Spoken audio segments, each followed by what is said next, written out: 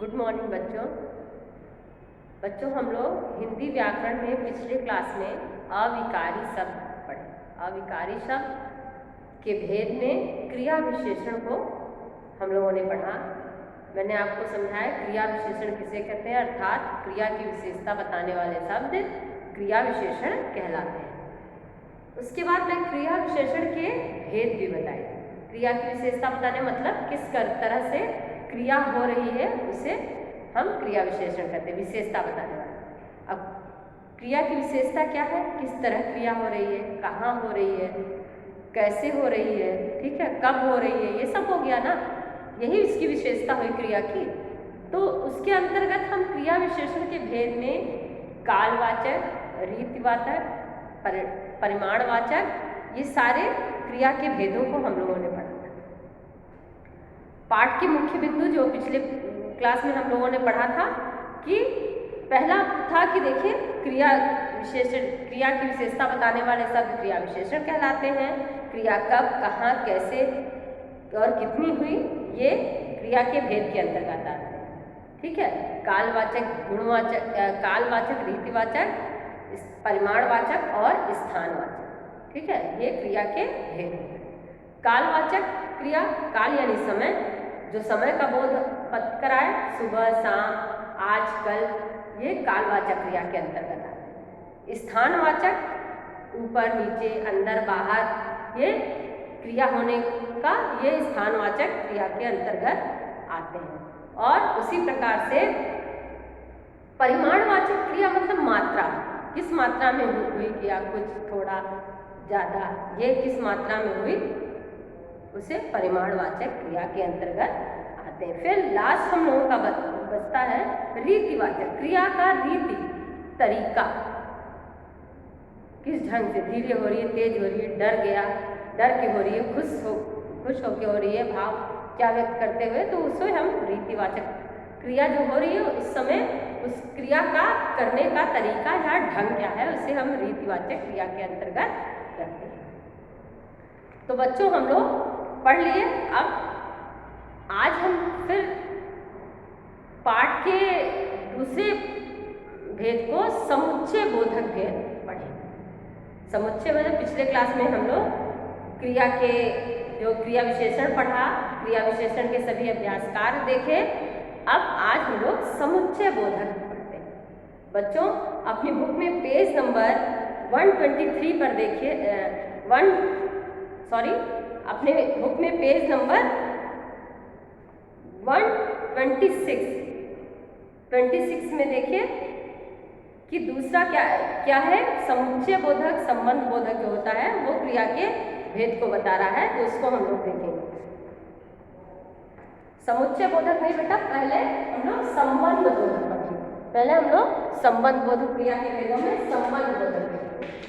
आपकी बुक में पहले संबंध बोधक है, पहले हम लोग संबंध बोधक क्रिया भेद क्या है, किस जो संबंध बताता, वाक्य में संबंध बताता, जो अविकारी शब्द संज्ञा या सर्वनाम के साथ प्रयुक्त होकर, ठीक है, उनका वाक्य के अन्य संज्ञा सर्वनाम से संबंध बताता है, उसे हम संबंध बोधक कहते हैं। जैसे देखिए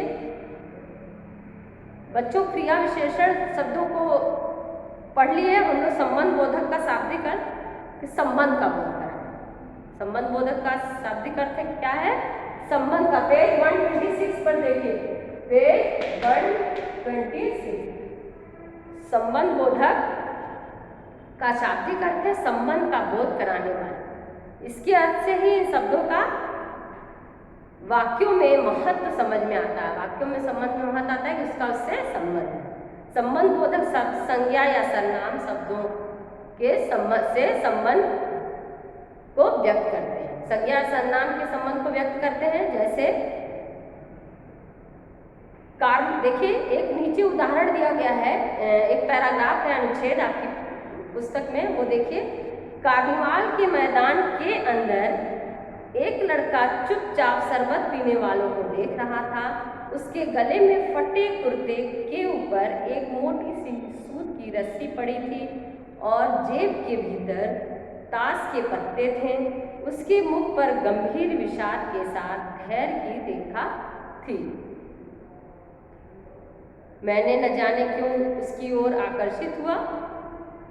ये हम लोग एक अनुच्छेद पढ़े। बच्चों इसमें कुछ रंगीन शब्द हैं, के ऊपर, के नीचे, के बाहर, के भीतर, के अंदर। ये सारे शब्द जो हैं ये कार्निवाल के मैदान के अंदर एक लड़का जो चुपचाप बैठा था, तो मैदान के अंदर। तो यहाँ पर देखिए रंगीन छपे शब्द जो हैं संज्ञा अथवा सर्वनाम शब्दों का संबंध वाक्य के अन्य संज्ञा व सर्वनाम शब्दों से बता रहे हैं। जो संज्ञा है सर्वनाम है, जैसे कार्निवाल के मैदान का और लड़के से ये संबंध बता रहे हैं। वाक्य में देखिए कार्निवाल के मैदान के अंदर एक लड़का चुपचाप, तो यहाँ उससे संबंध बता रहे हैं। ये शब्द क्या है? अविकारी है। क्यों है? क्योंकि के साथ, के अंदर, के बाहर, के भीतर, इसमें लिंग वचन कारक के कारण कोई भी परिवर्तन नहीं होता है। इन सभी शब्दों से पहले परसर्ग अथवा कारक की विभक्ति का प्रयोग किया गया है। के कारक की विभक्ति है ना, के अंदर, के साथ, के ऊपर, ये के शब्द है कारक के विभक्ति चिन्ह के अंतर्गत आते हैं। इनका वाक्य को सार्थक बनाने में विशेष योगदान है। वाक्य को सार्थक यानी परसर्ग या कारक चिन्हों को न लगाया जाए तो वाक्य सार्थक नहीं होगा, यानी अर्थ स्पष्ट नहीं होगा, हमको पढ़ने में सार्थक शब्द नहीं लगेंगे। जैसे देखिए संबंध बोधक के प्रयोग सहित वाक्य और संबंध बोधक के अव्यय के बिना, ठीक है, दोनों तरफ से लगाया गया है। दोनों वाक्य आप देखेंगे। पहला है चंद्रशेखर आजाद ने वृक्ष की ओर से गोलियां चलाई। की ओर से, की ओर, यहाँ रंगीन शब्द है। नीचे उसके बाद देखिए अव्यय, बिना अव्यय के, अव्यय या अविकारी शब्द में मैंने बताया था ना कि चंद्रशेखर आजाद ने वृक्ष से गोलियां चलाई। घर के पास दर्जी की दुकान है और घर दर्जी की दुकान है। पेड़ के नीचे यात्री विश्राम करते हैं, पेड़ यात्री विश्राम करते हैं। देखिए यहाँ मैं संबंध बोधक के कुछ उदाहरण, संबंध बोधक के उदाहरण प्रयोग सहित, प्रयोग सहित वाक्य यानी प्रयोग सहित वाक्य यानी अव्यय या कारक चिन्हों के साथ। और यहाँ पर क्या है? अव्यय, अव्यय के बिना। यहाँ देखिए अव्यय के बिना है। पहला है घर के पास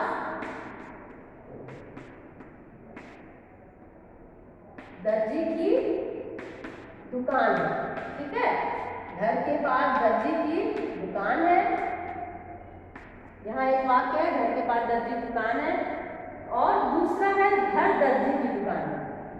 घर दर्जी की दुकान है। इसको वाक्य बदल भी सकते हैं, घर के बाहर दर्जी की दुकान है, ये भी बोल सकते हैं के बाहर। तो यहाँ देखिए के पास, ये संबंध बोधक शब्द है। और यहाँ पर देखिए अव्यय के बिना, के पास इसके जो है संबंध जो बता रहा है उसके बिना हम लोग वाक्य लिखे हैं, तो यहाँ वाक्य जो है स्पष्ट नहीं हो पाया है।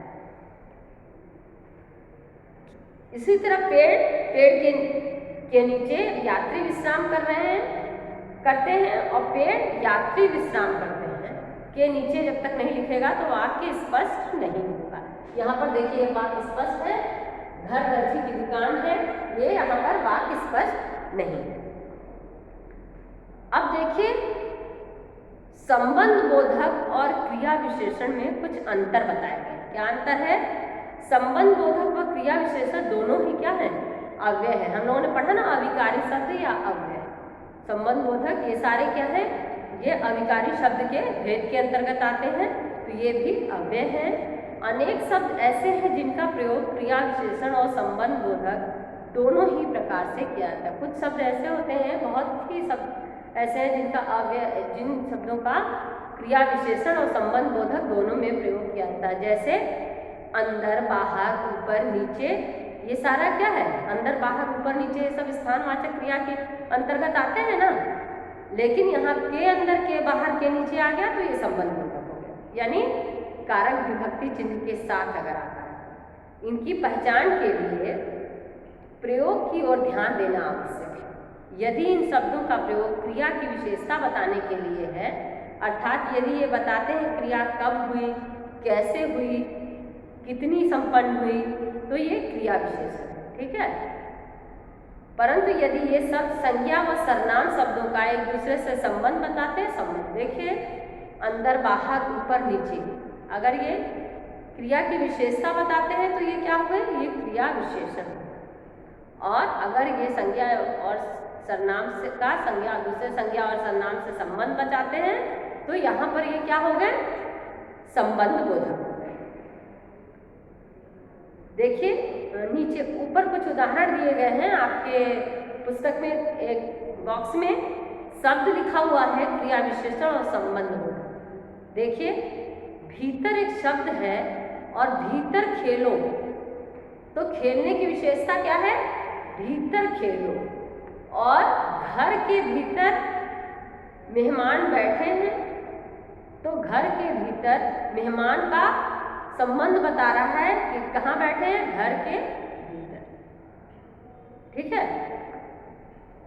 बाहर, बाहर मत जाओ, यहाँ पे विशेषता है, मत जाना क्रिया है, क्रिया की विशेषता क्या है कि बाहर मत जाइए। और घर के बाहर मंदिर है, तो मंदिर का संबंध किससे बता रहा है कि घर के बाहर मंदिर है, लेकिन इसका संबंध क्या है कि घर के बाहर। नीचे जाओ, पहाड़ी के नीचे घुड़दौड़ हो रही, नीचे का संबंध देखिए बिना विभक्ति चिन्ह के साथ क्रिया विशेषण में लगा हुआ है। नीचे जाओ और पहाड़ी के नीचे घुड़दौड़ हो रही है, घुड़दौड़ हो रही है, घुड़दौड़ और पहाड़ी के नीचे क्या संबंध बता रहा है कि पहाड़ी के नीचे। तो उपर्युक्त उदाहरण से क्या स्पष्ट होता है, संबंध बोधक का प्रयोग विभक्ति चिन्हों के बाद होता है। विभक्ति चिन्हों देखिए के विभक्ति चिन्ह है, के बाहर, के अंदर, के ऊपर, के नीचे। तो संबंध ध्यान रखिए कि जो संबंध बोधक शब्द हैं वो विभक्ति चिन्हों के साथ उनका प्रयोग किया जाता है, अवयव का प्रयोग। और जो संबंध बोधक है वह विभक्ति चिन्ह के बिना ही वाक्य में आते हैं। हिंदी में कुछ संबंध बोधक का प्रयोग अनेक प्रकार से किया जाता है। देखिए काल, यहाँ पर भी दिखाया गया है कि काल सूचक, स्थान सूचक, समानता सूचक, तुलना सूचक, कारण सूचक। काल सूचक मतलब समय बता रहा है, समय से संबंध बता रहा है।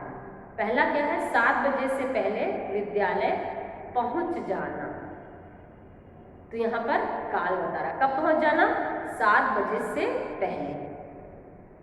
स्थान सूचक मंदिर के पास मेरा घर है, मंदिर के पास स्थान बता रहा है, तो स्थान सूचक हुआ घर कहाँ है, तो मंदिर के पास, के पास। देखिए के विभक्ति चिन्ह का प्रयोग हुआ, के पास, के पहले स्थान, देखिए स्थान बता रहा है और काल बताया। फिर देखिए समानता, उससे तुलना की जा रही, समानता की जा रही है, उसके बराबर है। तुम भी मेरी बहन के समान बातें करती हो, ठीक है, तुम भी मेरी बहन की तरह बातें करती हो, तो यहाँ पर समानता बता रहा है, तो समानता सूचक। तुलना सूचक, शक्ति में आशुतोष के सामने अमरीश कुछ भी नहीं है, के सामने तुलना कर रहा है, उसके सामने वो कुछ भी नहीं है। कारण सूचक, सचिन तेंदुलकर कंधे में दर्द के कारण क्रिकेट न खेल सका। क्रिकेट न खेलने का कारण क्या बताया गया है कि दर्द के कारण, दर्द का संबंध, दर्द के से क्रिकेट का संबंध बताया जा रहा है कि क्यों नहीं क्रिकेट खेल रहा है, क्योंकि उसको दर्द हो रहा है। तो यहाँ पर देखिए संबंध बोधक के प्रकार हैं, संबंध बोधक के सभी हम लोगों ने प्रकार को देखा। कौन कौन से प्रकार हैं संबंध बोधक के, संबंध बोधक के प्रकार,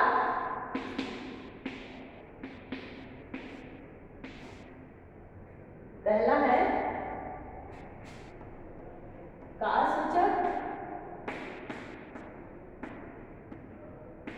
पहला काल सूचक यानी 7 बजे से पहले विद्यालय पहुंच जाऊंगा। मैं 7 बजे से पहले काल समय बता रहा है, काल सूचक। तो 7 बजे से पहले, मैं 7 बजे से पहले, 7 बजे से पहले देखिए यहाँ पर पहले विद्यालय पहुंच जाऊंगा, विद्यालय पहुंच जाऊंगा या हम जाऊंगा भी इसको लिख सकते हैं, जाऊंगा। तो से पहले यहाँ पर भी देखिए विभक्ति चिन्ह आया है, से, ठीक है। तो यहाँ विभक्ति चिन्ह से पहले ये संबंध बता रहा है, संबंध बोधक शब्द। उसी तरह दूसरा है स्थान सूचक, दूसरा है स्थान सूचक।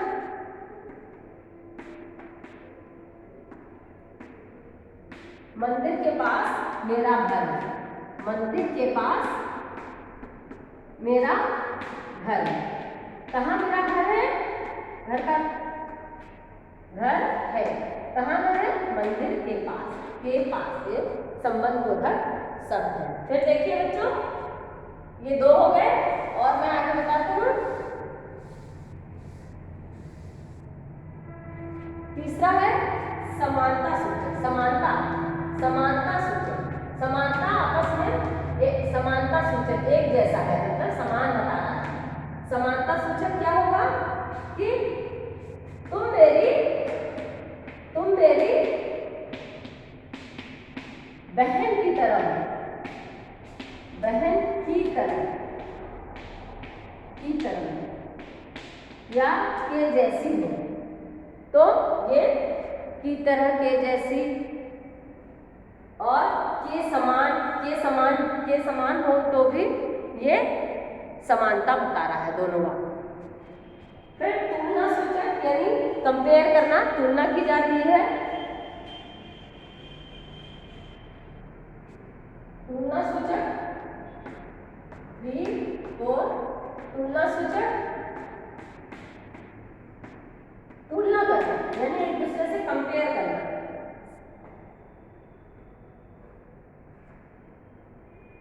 पढ़ाई में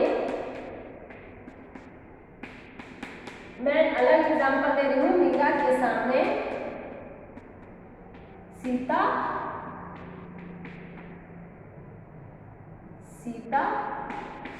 कुछ नहीं है। तो ये बता रहा है कि किसके सामने? मीरा के सामने सीता कुछ नहीं है, ठीक है। तो यहाँ पर भी संबंध बोधक के सामने है यानी तुलना की जा रही है। कारण सूचक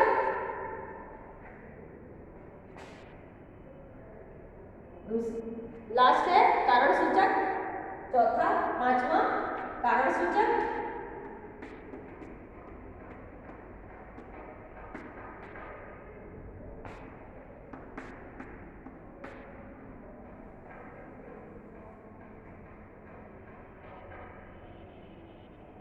सचिन कंधे के दर्द के कारण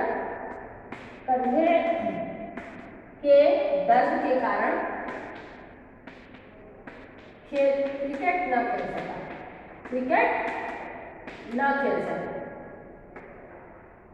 क्यों न खेल सका? क्योंकि उसके कंधे में दर्द है। न खेलने का कारण, दर्द के कारण क्या है? क्रिकेट न खेलना किस कारण? क्योंकि उसका कंधे में दर्द हो रहा था। कंधे के दर्द से संबंध बताया गया है क्रिकेट खेलने का, कंधे के दर्द का क्रिकेट से खेलने से संबंध बताया गया है, क्योंकि इसीलिए नहीं क्रिकेट खेला क्योंकि कंधे में दर्द हो रहा है। तो बच्चों हम लोग देखें अविकारी शब्द में के भेद में पहला क्रिया विशेषण के सभी भेदों को देखा।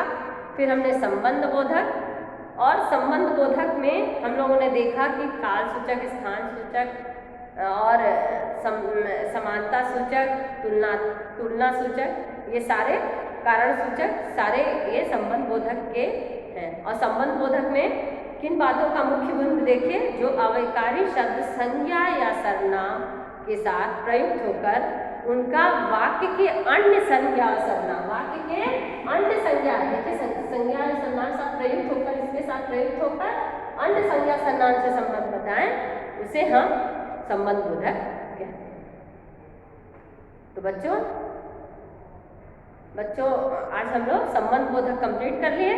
अगली क्लास में हम लोग संबंध बोधक में जो अभ्यास के कार्य हैं उसको हम लोग सॉल्व करेंगे। आप लोग घर से संबंध बोधक की परिभाषा और संबंध बोधक के सभी भेदों को, प्रकार जो दिए गए हैं उनको उदाहरण के साथ पढ़ के क्लास में आएंगे। धन्यवाद।